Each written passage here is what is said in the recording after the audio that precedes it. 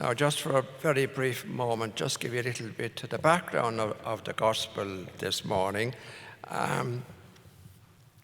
The apostles and early disciples, those who were closest to Jesus, naturally felt special. And because of that, they began looking at everybody else and those who are not close followers as not just being as good as them. So even from the very beginning, they kind of expected more. We got an example of that with John and James, whose mother came to Jesus and said, "Look, Lord, when you come into your kingdom, can my two lads have special places?" So, and that was entirely against what Jesus was teaching. He treated everybody the same, and he was totally inclusive. And let me put that into a nutshell. Jesus has no favorites. All are equal in the sight of the Lord. Now, let's apply it to ourselves this morning. How did you feel when you listened to the gospel? And hopefully you were listening. You were probably doing very well until we came towards the end of the gospel. And those who were taken on at 5 o'clock in the afternoon got the same daily wage, which was 1 denarius.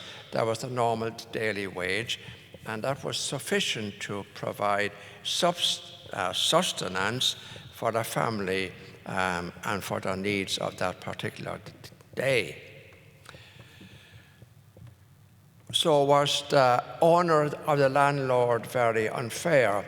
Well, I think most of us, and I include myself, would say yes, he was, because he should have given the guys who came in early in the morning, beginning at 6 a.m., they should have got a lot more.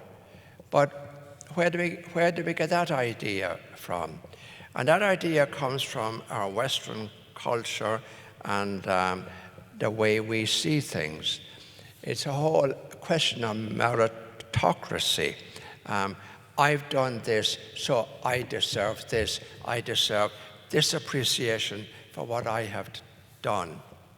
But you see, when it comes to dealing with God, we're dealing with somebody who's above that kind of thing. And today we get a beautiful, wonderful example of God's amazing largesse and amazing generosity, absolute generosity. Now, go back to the landowner for a minute, the owner of the vineyard. Well, if he had paid the people that he went out and hired at 5 o'clock just a couple of cents, for example, would that have been fair? And the answer is no, it wouldn't. Because remember the question he asked them: why are you standing? Why have you been standing here all day? And they were standing there because nobody asked them or gave them work. So there's the generosity. He saw their need. That's the generosity of God. He gives us everything we need. And he felt sorry. And the landowner represents the generosity of God. He felt sorry for those people who were standing there all day through no fault of their own. Now, just a little bit more on that. I think all of us, we look down on people of what we say, and it's a word I hate to use, but people beneath us. Is that not true or not? And I think it is very true, and very true in the way we live and in our society.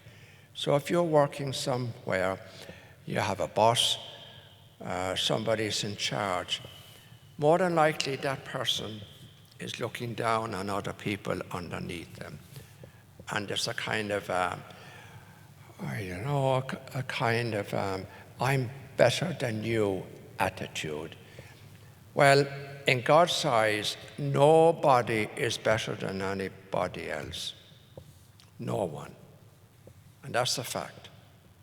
I'm no better than any one of you listening to me this morning. Because a lot of people think, well, you're a priest, so you must be very close to God. Well, no, I'm just like you. I'm too a sinner and trying to do my best. So I always smile when people come and tell me, well, and I'm thinking of some people who recently told me, I did this and I did that, and I've made a novena and so on. And I say, why are you doing all that? Why are you trying to twist God's arm and manipulate God? And the answer often comes back, because I get a higher place in heaven. Well, I don't think there's any higher places and lower places in heaven. Just to be in heaven is more than sufficient.